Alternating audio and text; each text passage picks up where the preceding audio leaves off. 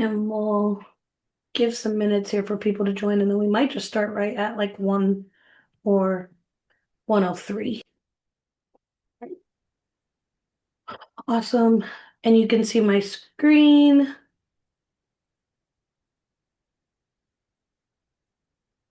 I can Yeah, see looks good. people are joining. Awesome. So how are you doing? I'm good. Just trying to, go through the week before we get to TMP. You don't go to MTMP. It's sets usually. I'm not, and you know what? Seth is also no longer going. Will has been speaking the last couple of years.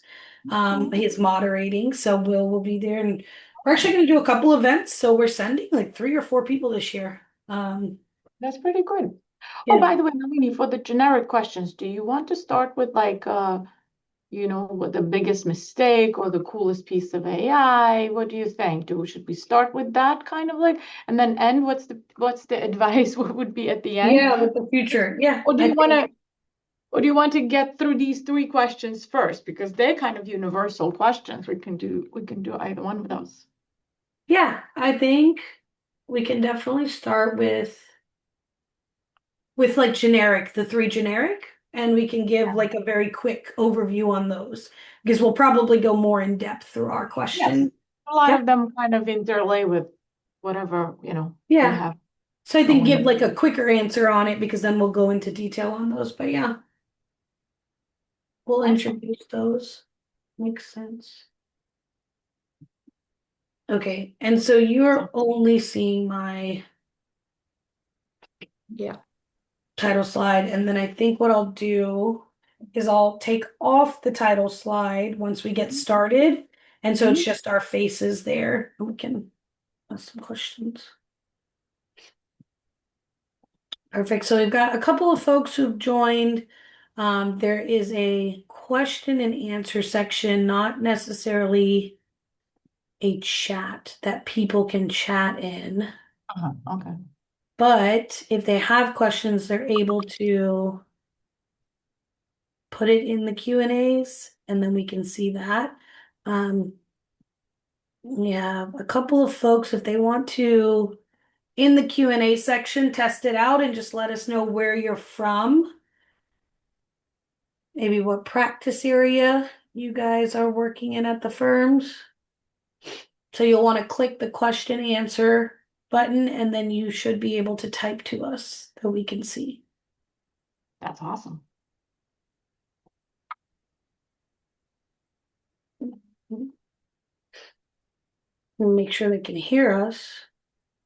Oh, yes. Mm,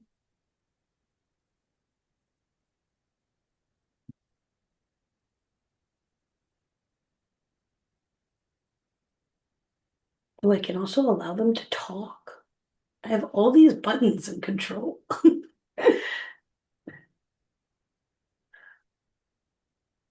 right. I got an espresso machine recently Oh, last week. Last week, and so I've been doing these espressos every morning, and it has um, been lovely. I am trying to stay away from caffeine as much as I can. That's very It's good. been a battle here and there, but Yeah. Well, I'm you're on spring break this week, you said, right? So are you guys yes. doing any travel with your No, daughter? not this week. Yes, our kids are grown now, so we kind of have a little bit more of a flexibility there with travel, so it's not a regular school schedule. But yes, predominantly all of the New York really was the spring break this week. We have a few employees that are out with the kids, it's wonderful. So, but yes, the next week is going to be back. And you're right, MTMP is next week, Wednesday. You're probably flying out there, right? I'm going to be there on Tuesday. Early. It's kind of like a Tuesday to through Friday evening through Saturday, really type of an event. So Mhm. it's exciting. It's something that I'm looking forward to. And of course, I look forward to meeting new people and seeing all of my vendor friends, of course. Um, You oh, Have When you? did I meet you, Nalini? When was it? Was it 2017 or was it 2018? It's around then, right? That's about when I started being on the road. So what is that? That's almost 10 years. Yep. It is almost Isn't 10 that years. I'm crazy? coming up. Yes, it is. It's like I'm coming up on the 10-year anniversary, and I remember you were one of the first people that I Yeah. met at the conference circuit. Yeah. It's like, oh, it's Nalini. I remember Seth introduced us. Yeah. Uh, Time sure flies. We're at 101 here. I have some more folks who are filling in. We'll give it another minute or so that folks can get in. But for the people who are already joined, there is a question and answer button that you're able to click and send questions throughout the presentation. This is going to be very conversational. We're here kind of sharing our knowledge and all these questions that we're getting right now about AI and tech. It's fast, it's changing. As you just kind of heard, Natalia and I have been in the industry for a decade or so, and so we've got a lot of vendor friends that we have heard their products and what they're doing, and then a lot of lawyers in the space who are constantly just keeping us on our toes. So feel free. We do have questions and things that we're going to talk about, those common questions we get all the time, but add those into the question and answer section. And then if you want to test it out right now as well, you can put in just where you're from, where in the United States you're located, what practice area you do, just a little introduction of yourself. And I want to make sure that I'm able to see those questions as they come in. So feel free to use that tool right now.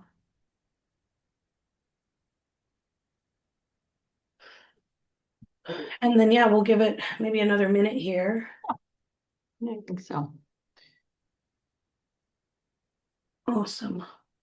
Seems like folks are going to be shy. No one is putting in where they're from or information about themselves. Um, Well, I we'll am in keep New it open. York. So I'll be the first one to volunteer. There you go. Yes, we've got Natalia in New York. I am in the DC area, so I'm in Virginia, but our offices are in actual Washington, DC. We're not very far from each other, East Coast folks. Are you, but have you only ever lived in New York when you've been in the United States or, Yes, okay, so yes. that's, Oh, it has been over 20 years now. oh, So I got kind of came to New York. First, it was New York City and, kind of moved around. I escaped Brooklyn, which is like, a main immigrant hub. So yeah, I moved around. So now I'm on Long Island, which is like, right there. very nice. And So 20 years, yeah, that's home, right? I realized that I am in DC 19 years now in August, which means that is where I've lived the most of my life as well. And that's just crazy. Again, how fast time flies. So Virginia is definitely home for now. and Um, I've known you for 10 years now. So we've got, okay, Catherine, thank you. She used the Q&A section. She said she is from New Hampshire, and they practice personal injury and workers' comp. Very cool. Appreciate you for testing out our Q&A. All right, we're gonna kick off. We'll start with a little introduction on ourselves here, and then I'm going to take the slide off, so it's just our faces. As I mentioned for housekeeping, this is gonna be very casual. It's a conversation. We've taken a bunch of questions that we constantly get asked at conferences or just when we're talking to lawyers. And we're going to answer those about kind of the state of technology in the legal industry, not specific, some information specific to digital and to case management, but broader too. Pick our brains. We've been in the industry for a bit. Again, use that question and answer, and I'll be looking at it to interrupt us, whatever you want to do. We'll have a poll in the middle, but yeah, we'll start with introduction. So Natalia, if you want to take it away and give a little introduction of yourself and Smart Advocate. absolutely. Thank you. Thank you for having me. So great that we're finally doing this after 10 years of knowing each other. Yeah. So I'm Nataliya Blindy. I'm with Smart Advocate, which is a case management system. I've been with Smart Advocate. It's coming up on 10 years, so this is going to be my anniversary soon. Wonderful, and it's been a really it's been a wonderful experience to see not only me grow into in this field and learn from some of the best, but also to see how the industry is changing over the years. What we've seen in 2017 to what we see now, it's remarkably different, and it's in a good way different. So anyways, SmartAdvocate, we do case management system. We've been around for a while. Our main office is based out of New York. We, of course, have offices also in Florida as well. I'm happy to tell you a little bit more about what we do, but the main idea is, of course, is a case management tool. Awesome. I am based in DC, as I mentioned a couple minutes ago. Nalini Prasad is how you pronounce my name. Chief Strategy Officer for BluShark Digital. Our fun story is that we actually came out of a law firm, which is the same as SmartAdvocate, which is very cool. Correct. Yeah, our products are kind of, hey, we saw proof of concept, we understood the legal space and what was needed, and then once it worked for one law firm, the product said, okay, well, let's do this for other law firms across the country, right? So with Nataliya doing case management, BluShark focuses on your website, digital marketing, presence, SEO, all that fun stuff. Um, I speak at about 30 legal conferences a year for almost the last decade. Starting to take it a little easier. We've got a lot more folks that are traveling now from BluShark, but in that time, I've gotten to know, just like Nataliya, a lot of the vendors and a lot of the tech in this space. And that has been fun, just like you said, to see things grow from 10 years ago where we were like, oh, this is the cool, streamlined way to use things, right? It was the case management systems. And now it's like AI within those case management systems are making your day even more efficient. But it's also intake. It's not just pieces of your litigation, every single tool that you can use at this point with your law firm operations has some AI component, right? So there's so much information out there. It's all shiny objects. And I think our goal here today is to kind of break that down and to answer those questions and let you know what we've heard from our clients about some of these tools and, things like that. So value for you. All right, I'm gonna go ahead and stop sharing my screen for just this portion.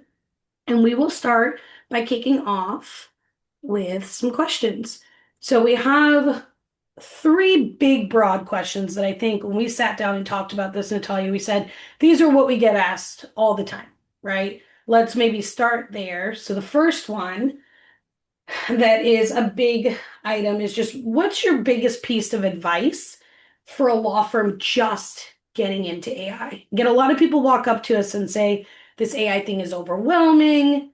I don't know where to start. There's 44 booths here and they're all telling me they do AI things, right? So Nataliya, I'll let you start there. What's your advice for someone who's just overwhelmed and wants to dip their toe in?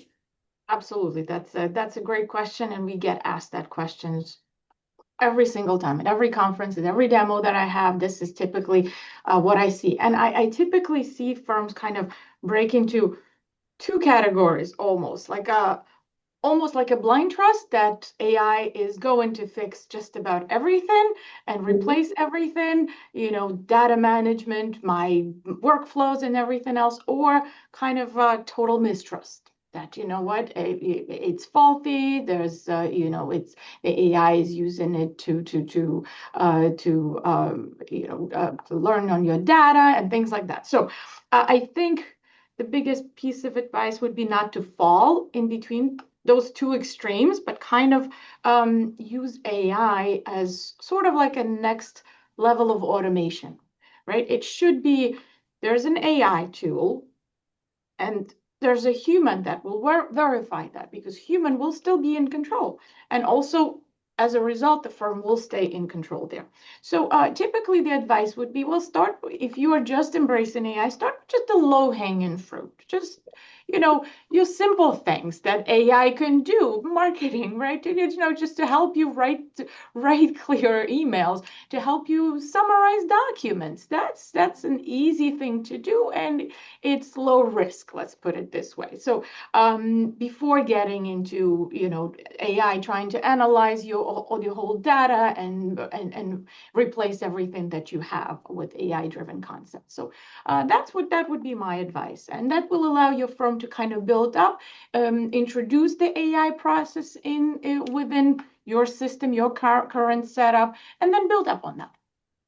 I love that. And I'm gonna piggyback off of you start with something simple, case summaries. A little extra point there that I like to say is there's a lot of new tools out there and a lot of new companies, right? And the technology is good, it's there, they're testing things. But what I would suggest is if you're going to jump into anything, vet the folks and the products and go with someone who has had a long journey already, right? Who has not just created their product 6 months ago and is beta testing, but has been doing this for 2, 3, 4 years. AI is on everything that you see right now, but it's not brand new. That's the real point that I want people to understand is that when you're hearing about ChatGPT or case summaries, right? You're thinking this just came out this year or last year because it's such a topic, but it's been around for 4 or 5 years. And so there are companies who did case summaries back then, right? Or there are companies that were leveraging AI at that point. Those systems are really built out. They're easy to use, and it will be much easier for you to learn about it because you're going to get rid of any kind of, oh, our platform is new. We don't know about this. We don't know about that. And then you're adding extra layers of confusion, right? As you're getting into a product. So I say start with something that has been time tested, approved. Case summaries was a great example. That's something that people have been leveraging for a while. The technology is good.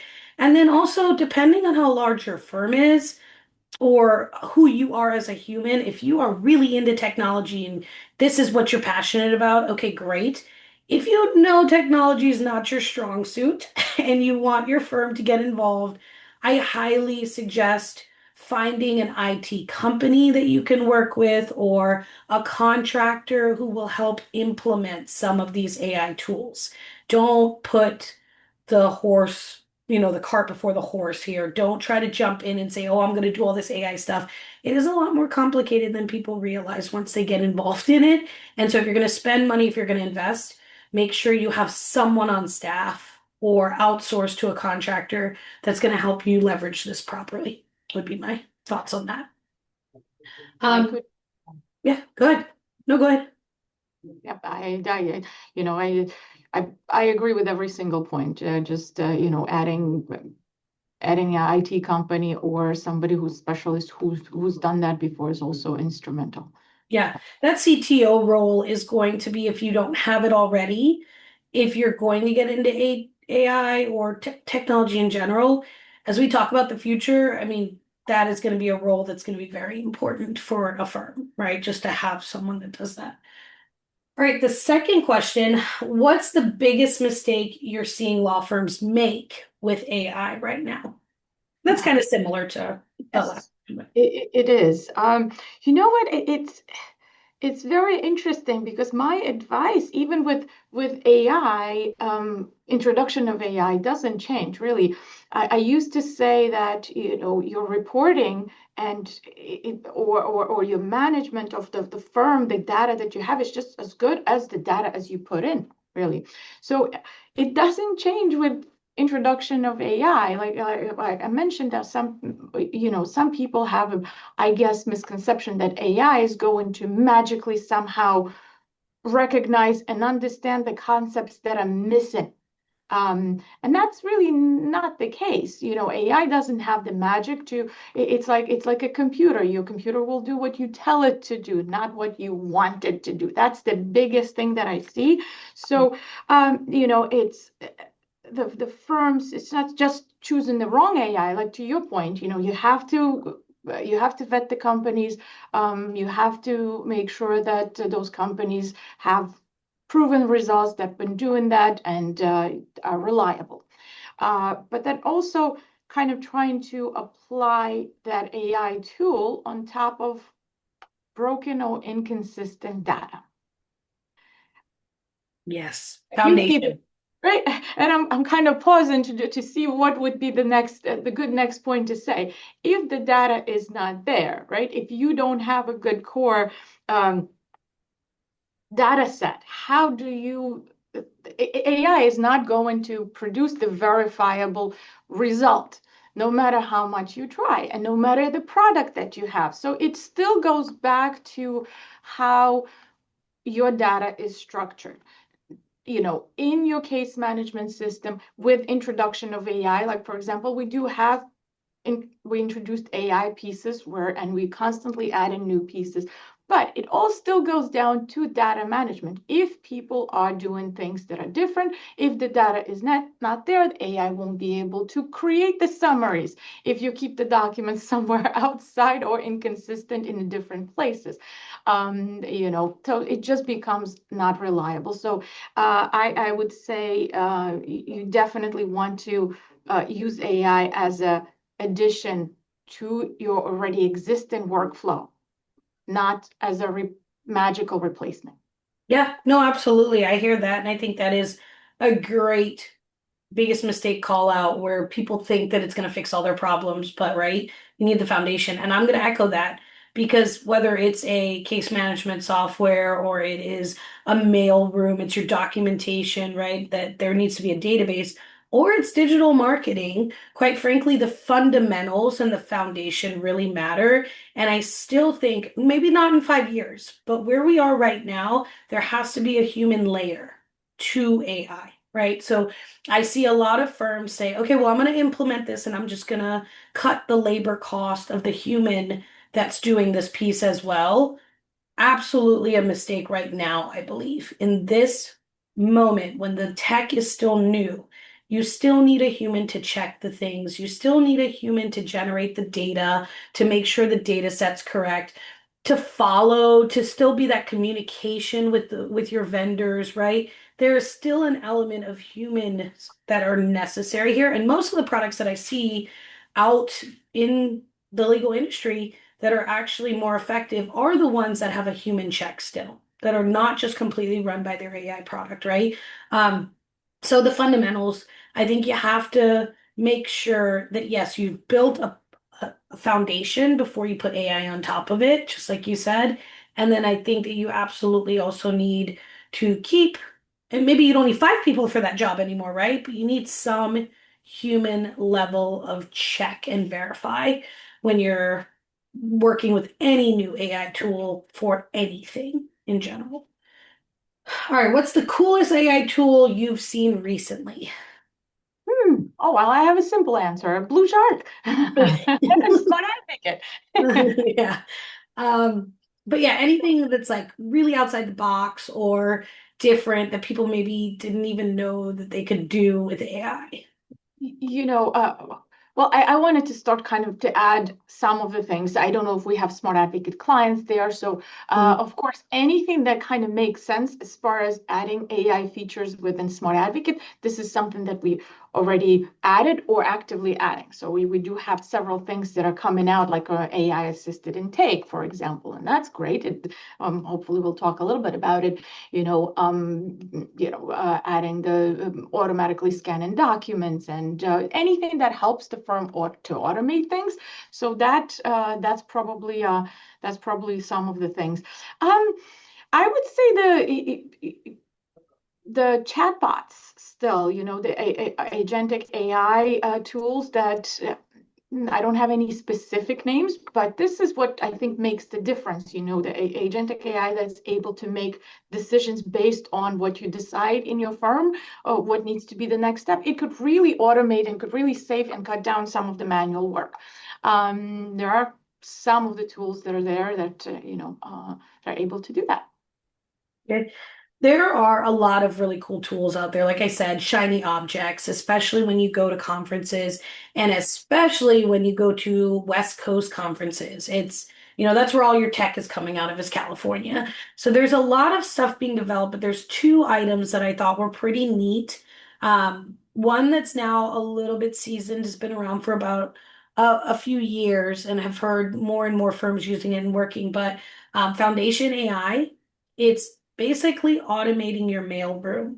And so for a law firm that does litigation, or even if not, you get all these very important documents that are either faxed to you or mailed to you all the time, and you put a high dollar individual who should be probably doing some other things for your firm, right? That could be used in a better capacity, but they're sitting there just filing paperwork. So what Foundation AI does is essentially it will take all those documentations, it creates a nice dashboard. You can search it with a chat bot and you can find things very fast. And it's a library that's done, and it takes away 90% of the work of the person who was filing it before. And now you can use that individual in the right capacity in your law firm. So that one's really interesting. And then the second one that kind of blew my mind, and I need to look into it a little bit more, but just the concept of it was called bot mediation. And that was so there's bot mediation, there's second chair, there's a couple of them. But second chair essentially will have all your documentation, all your, all of your, when you did any of your pre-trial documentation, your medical records, all that fun stuff. You go to mediation and it sits there like a second chair person, but you have the computer up and it will listen to the conversation that's happening, and it will flag things for you in real time that says, no, that's inaccurate, or that's not what they said in their depot, right? So it's quite impressive. I remember, yes, I remember I saw actually second chair, It was you at know, your conference. Yeah. yes, they were, and actually we do integrate with both. So thank you for highlighting those. I like those products. And Yeah. second chair is actually, they do have a pretty amazing tool. We do integrate with them as well. So that is a great tool. That's exactly as you said. It will just And that's flag amazing you ones that brought it have. in. So that makes sense, right? All of the documentation that's in SmartAdvocate is Correct. fed into there. And then if you need a quick answer, it's like you don't need a human there. You don't need to call or phone a friend, but you're just asking the bot a question in that, and it will give you the answer you need And during it, your conversation. based on the tests, it seemed pretty reliable too. It Yeah. was, it seemed very reliable. We have a good integration. So thank you for pointing out those two.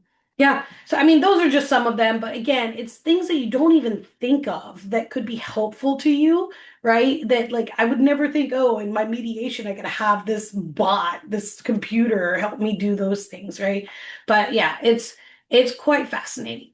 All right. Mhm. So we can jump into some of the questions that we specifically have heard um, from our own audiences and things like that.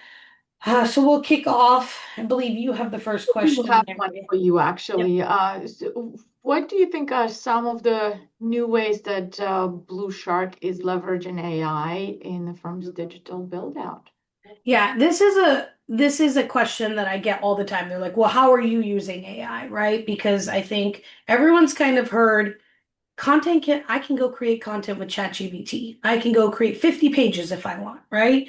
And yes, you can, but you also need to actually know how to use the prompts. You need to make sure that the content is still ethical. You need to make sure that you're not saying certain things like best lawyer, right? Or certain words that are not allowed in on your website because of the bar, right? So, yes, you can go do that a lot quicker now, but it does take time to refine the prompts to make sure that you do have someone that's checking for not just plagiarism or bar ethics, but that plagiarism too. It could be pulling stuff that is just direct copy and paste from another lawyer's website. That will be duplicate content, right? There's all these different elements that people are not necessarily thinking about. So you go to a digital company and you're like, hey, content should cost nothing. I should be paying nothing for content because you just use ChatGPT, right? And the fact of the matter is where a lot of the companies are right now is that they are using AI. They're leveraging it in a safer way, though, right? So you still have the human that you're paying to check for the bar ethics items, for the plagiarism. You're using other tools that cost money to double check this content. And then the other piece of this is you still have to optimize it, right? You still have to make sure that when you put it onto the website, it has the right coding and the right structured data and schema. So while a lot of folks believe that SEO is so easy now and that you can leverage AI for all of it, that's not necessarily the case, right? There's still a lot of human check involved. The way that BluShark has approached this has been very cautious. So, yes, we are leveraging AI. We have built specific GBTs for each client because each client has a different goal, right? A different practice area, a different tone that they want to use. And so that's a lot of the elements that you're thinking about. It's personalized still, even though it is leveraging AI. But we've been doing that. We're using a lot of tools that'll help audit your website or tools that will help tell us exactly where people are landing on your pages. There is a lot of AI that's being leveraged in all companies. So I think one of the things I want to make clear is you do get these emails all the time in your inbox from AI SEO companies, right? Who say, we use all AI and we have no employees and we can get you results and look at all of our case studies. And I would just take a minute to really vet those companies and then also look at your current company and understand that value of that human that's layered in there to make sure that you're doing things ethically and to look at the actual results, right? There's a lot of room for error if you're just leveraging AI for those companies. So we're using it, but we're not trying to say we should use it with no humans. I don't believe in that, quite frankly, right now. Who knows what 5 years holds, but right now that's not the right decision, in my opinion. Yeah. Yeah. So similarly, right? There's a lot of people asking about how are your tools using AI? How's SmartAdvocate using AI at this first touch point when you have a potential client, right? Intake, case screening. We get you those leads. How do you make sure that that intake is actually nice and safe and done well and leverage and efficient with the law firms? Yeah, that's a great question. So I like the intake. So Smart Advocate has an intake built in. So what we had an intake wizard where the data comes in, right? So when the intake agent, like imagine Monday morning, right? It's busy, the phones are ringing, or we have leads that are qualified leads that come from BluShark or lead generation company. So intake is very, very busy. So we are actually introducing AI tools into intake. So in our next update, we are testing it right now. We have what we call an AI assisted intake, and I actually like the way it looks like. It's actually a great concept. It's going to be deployed to the clients that want to. Of course, the AI can, assist the intake agent in order to summarize that intake, or even let's say if I pick up the call, it can the AI assisted intake can listen to the phone call, fill out those fields that you otherwise would be typed, and so that will that kind of helps structure the data and help kind of clean up this messy intake data, because you have one intake agent and then another intake agent. Some of the notes go into this field, some of the notes could go in the other field, and then at the end when you're reviewing those intakes, you might get somewhat maybe not consistent data or not well structured data. With introduction of AI, you can have a system where AI can produce exactly the same summary of this whole intake, whether it was a phone call, whether it was an automatic intake that came from the lead generation company. So that messy intake can be well structured within intake system of Smart Advocate. And then, of course, all of the automation tool after the first contact is great because, and then we're not relying as much on AI for this one because, that first contact is super important. After I finish the call, having this automated follow-up and a text message or an email to this potential client, to help them make the decision to sign the retainer, that should be done in the system, without even having AI. That should be present before actually introducing any AI. But typically, if you have this AI assisted intake, it will help law firms to make a decision. Are we taking this case? What is this intake summary? The data becomes clear in the right sections. It's filled out consistently. That's And the, it's so it's summarized in the same way. Does it sort of grade the intake then as well? Is there a you piece? can actually, yes. So in our system, we do have a mechanism to do the intake scoring.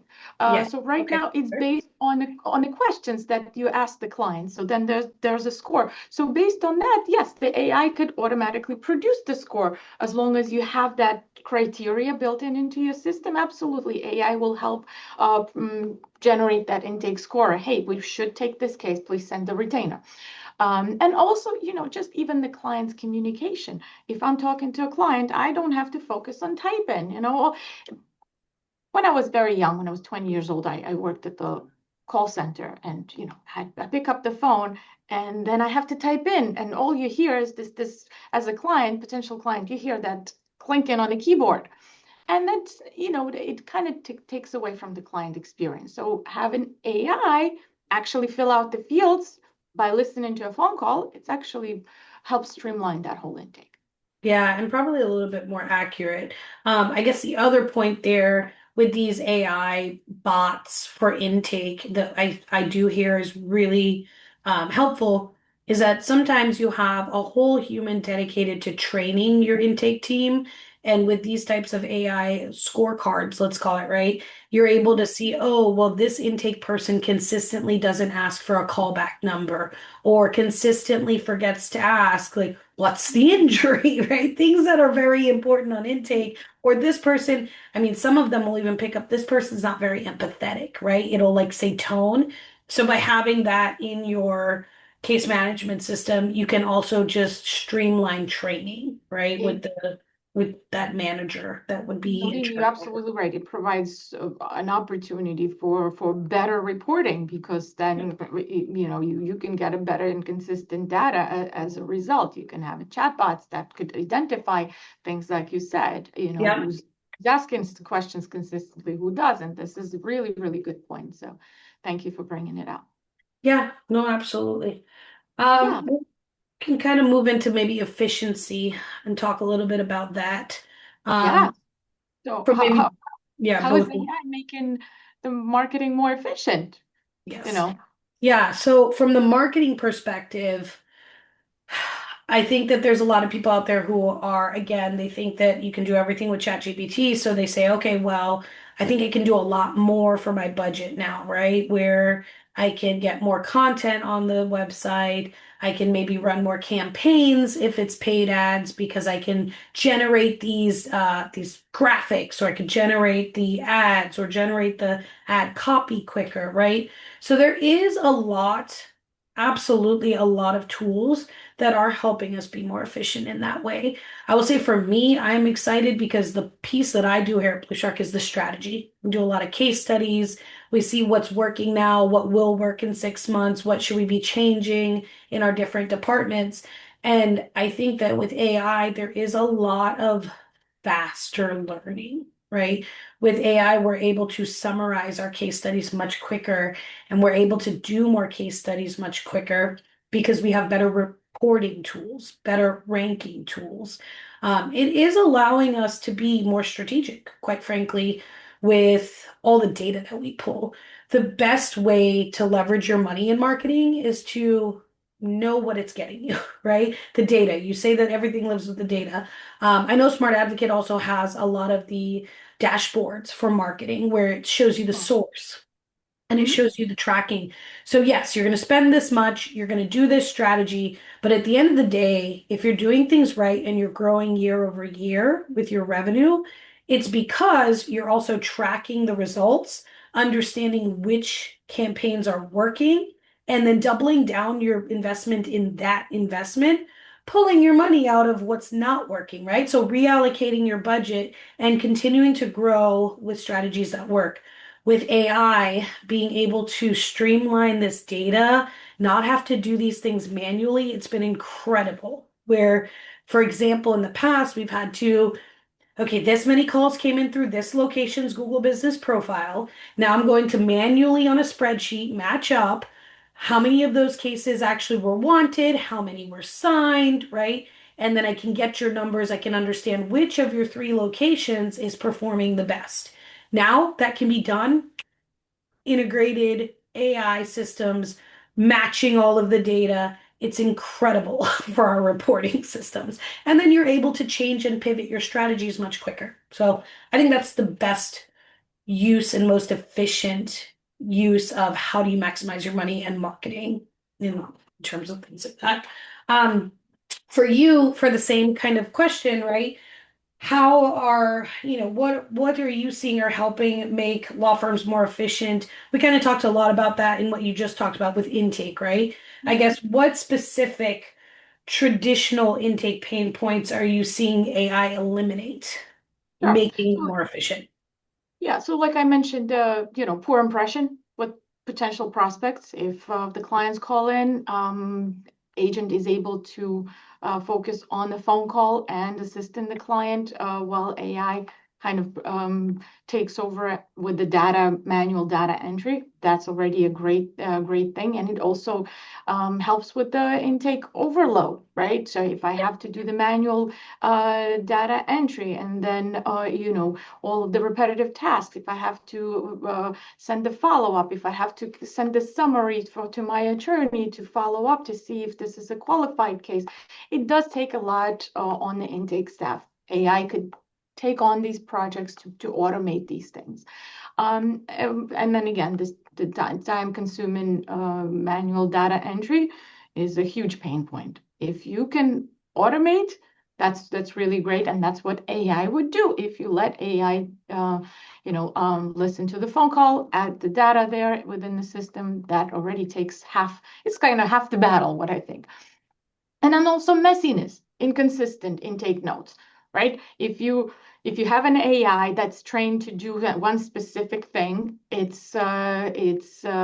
will produce exact result because different staff collects information into different ways, but AI will not do that. So it will provide the summary the way you train the AI to do, as opposed to a specific person. And then, it also leads to a better response because if the AI agents now are free to pick up another call because I don't have to type in and create some follow-up. So then the slow responses or maybe missed potential intakes, it will help with that as well. I think that's a big deal because we see all the reporting, right? So we have the leads come in, and the biggest challenge that we see a lot of times is the law firm says, "Yeah, we're getting me these leads, but like I'm not signing cases. I'm not seeing this." And when we go and we look at these scorecards and we look at the intake, we're very quickly able to say, "Well, the whole time was 12 minutes on average," or, "Hey, we see that this many weren't picked up." Then so the calls, and it's like, "Oh yeah, I have one intake person, so I guess they didn't get to it, or they didn't call back, or oh, it didn't roll over to an intake answering service after hours, or whatever it may be." But you're right. If they can get through the calls quicker because they're not adding notes after, like that, that means they're on the phone more, so you can get more out of a human, right? Too. You are absolutely right, Nalini. We've been on many conferences and talked about the same thing. Potential client is not going to wait too long. If the response is slow, they're calling another firm. Yes. And, so whether this lead came through a lead gen company, the response time should be just as quick. So the lead gets submitted. You can even have your phone company automatically make an outbound call and have the intake live agent pick up the call once that call is answered. So if for busy law firms, there's a way to automate things and treat every single intake, whether it's a phone call to your office or it's a lead that gets pushed into your system, you need to respond to it immediately or that lead will go Yeah. away. So Right. having staff that's not overloaded, you're absolutely right. You have to find the optimal way for staff to handle the intake, and AI is, I think it's gonna make a huge difference for people who don't adopt AI yet. It's probably something to look into. Yeah, and so without having to add more humans to your intake team or add more staff to an after hour service, it's just how do I get to maximize the individuals that I have already? Where you kind of goes back to what you said, it's use it to leverage your human bandwidth, right? Like it's another layer, but it's not replacing, but it's still helping enhance. So that's awesome. That's a Yeah, great topic, Nalini. yeah. Okay. Um, What are some of the things that you've learned recently about AI search that you would want lawyers to know? Yes. Okay. Well, this is always changing, right? As I kind of mentioned, what I do is I'm literally doing research at all times and trying to figure out what's the next stage, what's the next strategy to use. But recently, we're actually writing an AI book, so an AI search book that's coming out hopefully in the next couple of months or so. But I focused on local, and we have been telling everyone for the past year, based on a couple years of case studies with ChatGPT, Gemini, all of those LLMs, those AI search platforms, even Claude and Perplexity, that what we're finding from all of our case studies is that the fundamentals matter, right? So you have to have the right content on your site. It has to be structured the right way for these LLMs to pick up the information and want to use you and feature you as the AI overview, right? Similarly, your technical has to be done correctly. Well, one of the things that we focus on at BluShark was the Google Business Profile, the local three pack, and that's for years and years and years on your cell phone if you want pizza or you want a salon, you're going to type that in and it's going to give you a little option of three places that are nearest you, right? The near me search. And then you can click the call button right there, or you could read reviews. And so for consumers, for anything we're looking for, that's kind of been the golden goose. Like, how do I get myself to be one of those three people near me? So then AI enters and everybody starts freaking out. And they're like, well, we want to be found on ChatGPT. We want to be found on all these other platforms. What's the three pack going to do for me if people stop using Google, right? In the last couple months, it has been wonderful. All of these LLMs, Perplexity, ChatGPT, all of them started to introduce a local search result of their own. So if you're looking up a service, not just a question, it's actually going to give you something that looks like the local three pack, like the Google local three pack, right? Some of them have five answers, some have three, some will show you one answer. But the really cool part is that it's all pulling from Google. Google Maps has been around forever. Why reinvent the wheel, right? So a lot of these LLMs are pulling information from Google, and Google is consistently updating its Google Business Profile fields so that it's more friendly to the LLMs to pull information from it, right? So Google's trying to stay ahead of the curve, wants to continue to be that golden rule and standard. But just for people out there, just learning this last month or so, we haven't done presentations on it. I think it's like the first time I'm able to say it in front of an audience. Know that if you've done the fundamentals and if you're in the local three pack, that you're going to see some love from some of those LLMs now because they're just starting to have local results and they're pulling from the Google three pack.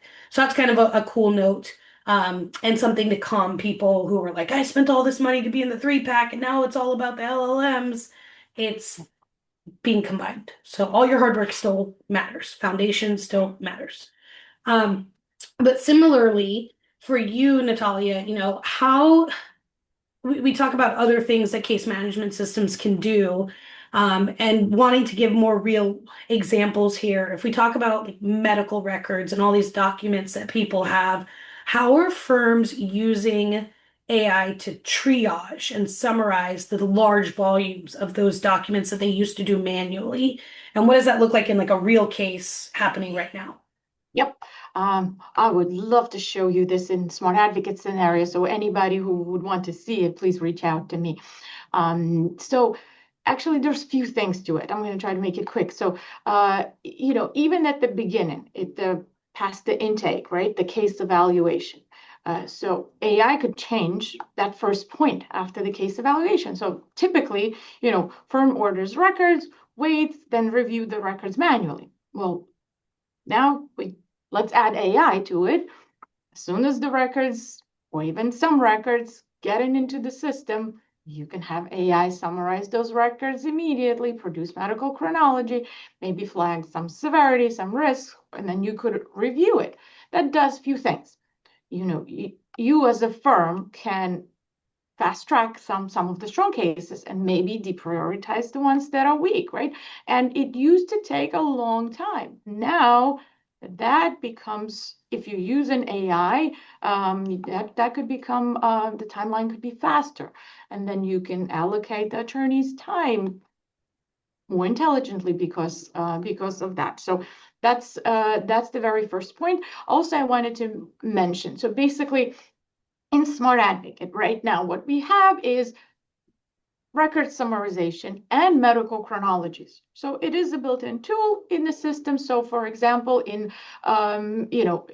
if you have bulk of medical records, you loaded the records into SmartAdvocate, you could just click a button and then have the system summarize those records or produce them medical chronology, which is what people typically like.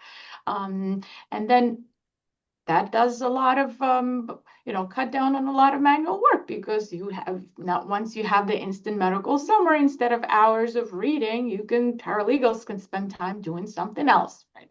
So that's that. And in our system, actually, soon you will be able also to, well, with actually using the automated procedures, you can actually tell the system to automatically summarize the medical records. So that is something that we are doing. So let's say if you attach the medical records into the system, you can have the system automatically produce those medical summaries, medical chronologies. So this way, you don't even have to press the button. Makes it even faster and a lot easier. So that's kind of in short what I wanted to mention. I'm sure there's few other things, but Yeah. like chat AI, where you can chat with the case to identify different things, and we'll look at the documents and data to try to see, hey, if there's any, what's the total of medical bills? Is there any gaps in treatment? So typically the AI is able to absorb that information and provide you a quick answer. No, that stuff is, again, the time. I know I've heard a few law firms present on just the amount of hours that's saved in things like that and the case summaries, and it's astronomical. And when they put it to how many hours and then the dollars saved on like the labor cost of what it was before. So I And think that to stuff is add to important. that, actually, uh, I remember when we've added in SmartAdvocate automated tools. It was, 2019, 2020. Hey, how do we automatically do this based on automated responses to communicate with the clients faster, send the text messages based on different triggers, do different tasks. Maybe, if one event happens, we want to make sure that the team is alerted, or there's a deadline that's automatically get generated. So I used to do a lot of presentations on automating your firm, so this way you can save on this, cut down on this manual work. Now I think of AI as this next layer of automation that will help your firm actually with responsible adoption to cut down on even more. If you already have those automation tools, you could even make it even better and more streamlined. So. No, absolutely. All right. It's So, what do you think, Nalini? What role is AI now playing in case valuation and forecasting likely settlements? Um, Actually, Yeah, in terms of that, no, absolutely. So I think that that's a big topic, like what we were just talking about for what you said, was there's intake that's really big in yours. There's the medical summaries, and the last piece of this with case management is that case valuation. I'm hearing about this all the time, and I've actually seen some standalone products that are out there. Like I think Settle It was one where you during your intake call, do you integrate with them too? yes, we do. Yes, Yeah, that's okay. another good product as So well. if you have some SmartAdvocate clients on here, they might use it, but like Settle It was one where essentially on the intake call, it would run an analysis and it would right away spit out, hey, we think you should take this case or not take this case because of this, because they would pull medical records and history and all that stuff. That's one of the tools, but I know for a lot of law firms, they're constantly struggling with understanding their case value for how do they assign it to an attorney, right? And how do you actually predict these things? So one of my things I was wanting to pick your brain about, I hear about it from our clients all the time, but I think you're the expert here. How does Smart Advocate or tools out there help them actually figure that piece out ahead of time so that they're focusing on the right cases, I guess, right? So that's a great question, and there's no one right answer to it. But typically, with our built-in tool, and of course we're very agnostic. We integrate with a lot of partners, like you mentioned. Settle.it is a great product as well. So you want to find the right tech stack for yourself. Within our platform, we do have a case chat AI, and I think it's a great one. And we're going to enhance it to work not only on the specific case level, but perhaps to have AI index this large swaths of data. So this way, you could do a larger analysis on all of your cases. What are some of the cases that are likely to settle? With the specific reporting. But typically with this case chat AI, if you looking at one specific case, you can identify any potential issues, and you can, by asking it and by prompting AI and asking AI questions, you can ask what would be the likely settlement based on what I have within this case, within this data. So that's what we have as part of Smart Advocate. And of course, the tools that are outside tools, like third-party systems, we are very agnostic. We are happy to integrate with the third-party good systems. We're very choosy. We want to make sure that you have a right tech platform. That's why we integrate with only the best. But there are several partners that we have that do specific AI, and I'm happy to provide you with the list, research it, and see whether those are right tools for you. No, absolutely. We have about 10 minutes, it looks like. Oh, People have, I boy. know, yeah, time flies. If folks have any questions on tools, technology, vendors, things like that, please throw them in there. And even if we don't have enough time at the end here to answer your questions, we can respond to them.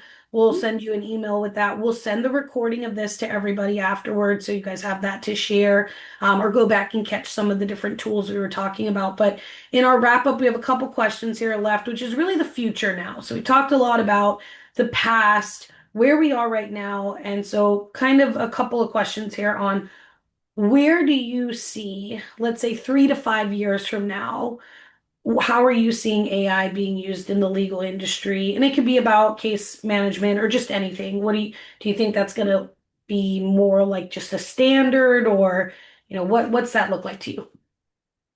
Well, Nalini, I tend to think that legal industry is kind of a little bit slow and cautious in embracing the new Accurate. technology. So, with 3 to 5 year mark, we will see probably more widespread adoption of AI, but I don't see it to be,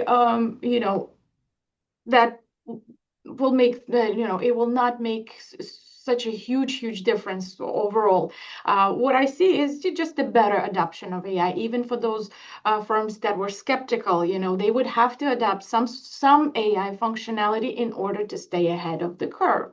But typically, yes, adding functionality in their case management system, you will see like systems like Smart Advocate having more features.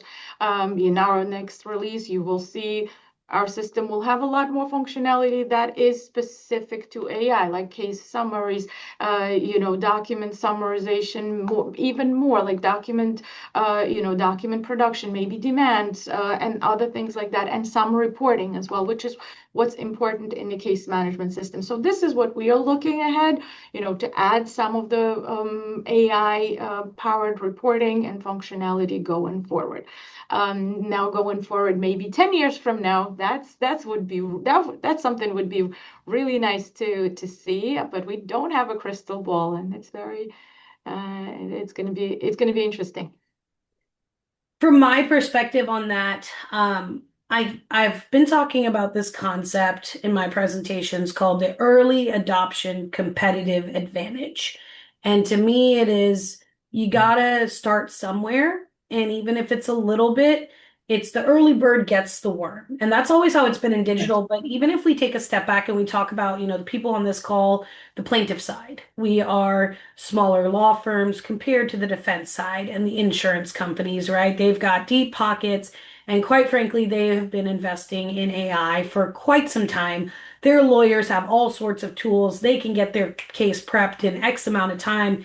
And when you kind of put that side by side, if you're a plaintiff firm that's doing everything manually and these guys are coming at you very fast with responses because they're able to generate their documents through AI summaries, right? And things like that, they have that competitive advantage. And so I do think it's important that plaintiff side firms do start embracing that. We're starting to see that gap, right, in resources from insurance side, defense side to plaintiffs. So there's one piece there that I'm like, in 3 to 5 years, gotta be doing something at least, right, to help answer that quicker. But from a digital perspective, that early bird gets the worm has always been the case. Before AI, when it was just Google that we were focusing on, if you were the first one to start writing pages of content about a certain practice area and your competitors didn't have them, guess who's going to be the answer on page one? You, because you have it, right? So it's the same concept that we say. So with AI, there's like 3 or 4 things that ChatGPT and Perplexity and those different LLMs are looking for. You got to start addressing those items, right? And so it's whether you're doing it yourself or not, you need to make sure those award pages and those lawyer profiles and things like that are really taken care of, that they are optimized.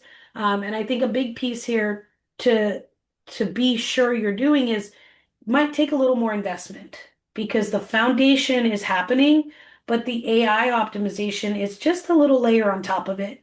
So you're going to need to put in a little bit more resources for the time for that company or for the new optimizations to happen for AI. It's two separate things, SEO uh, versus LLM, ChatGPT, those AI search optimization tools optimization. So understanding that, not being scared to early adopt because the early adopters are always going to be the winners during this time period before like the big spenders get in. Once the big spenders start doing stuff, it's a lot harder, right? So take advantage early on when you see those opportunities with anything, anything digital, other types of platforms is kind of where I think. I think the people in 3 to 5 years who are successful are the ones who are thinking about it now, quite frankly. I love it. Early bird gets the worm. I love that, and Yeah. I say this similar things. That you have to adapt it somehow, somewhere. But this is a great expression. I will take it if you don't mind. Um, I am going to share my screen again real quick here with our contact information. If people are interested, can you see that screen, Natalia? Okay, perfect. So from my end, if you are to scan this QR code, we have a free one-pager resource that will be automatically emailed to you. And it essentially will show you those 4 or 5 things that you need to be doing, and you can do them yourself to try to get yourself to land on ChatGPT when people look up like best law firm in whatever city, or Gemini, which is Google's AI platform. So just a nice little resource there. And then Natalia, if you want to. Yes, absolutely. So, it will take you to our website where we have wonderful a wealth of information. There's white papers on AI. There's also a link to book a demo if you would like to see SmartAdvocate and some of the AI functionality that we have to offer. And then there's also a partner list as well if you wanted to learn any of those cool platforms that we integrate with. You can just check it there. And of course, you can always reach out to me as well. I'm Smart Advocate Nataliya Blindy. We'll be happy to answer any of your questions regarding case management and AI adoption in case management. And one last piece before people kind of head out here. I have just put up a poll that you guys should see. It's just 2 quick questions. If you'll answer those questions for us, I'll leave it up for just a minute here at the end. I see people are starting to press answers there, so I'll leave it open. We'll end the poll, but again, if you have questions, feel free to contact us. There's obviously the website there. My email is just Nalini at BluSharkDigital.com, but you're better off going to our BluShark site. I'm not the best at my email when I'm always moving around. Natalia, if there's a better way to contact you, phone number, or email, and you want to shout that out right now, go ahead as Absolutely. well. Yes, so similarly, where I'm sure I'll see you at the conference, some next conference, but sometimes I'm not the best answering the emails immediately, although I will try my best, when I'm on a plane, it might not be that fast. But yes, our Smart Advocate link has a link to book a demo. You could specifically request if you would like to speak with me. My email is natalia@smartadvocate.com. It's spelled with an I and a Y. So it's very simple. If you'd like to send me an email, I'll be happy to chat with you. Awesome. And feel free again. I think that QR code, it should automatically email you the one pager. It's a PDF that we've put a lot of time into creating, and it's based off of about a year and a half. Each quarter we do 30 case studies. And so if you do that times 5 quarters, all the things we learned about ChatGPT and Gemini are in that one pager. Awesome. All right, I'm going to end the poll. Thank you to everybody who joined us. We'll be shooting out a recording of this to everyone who registered and attended. And we will be around. Feel free. Don't be a stranger if you have questions about tech in the legal industry. Thank you, everyone. And thank you, Nalini and the BluShark team. Yeah, this was fun. Thanks so much. We'll talk soon. Bye. All right, bye.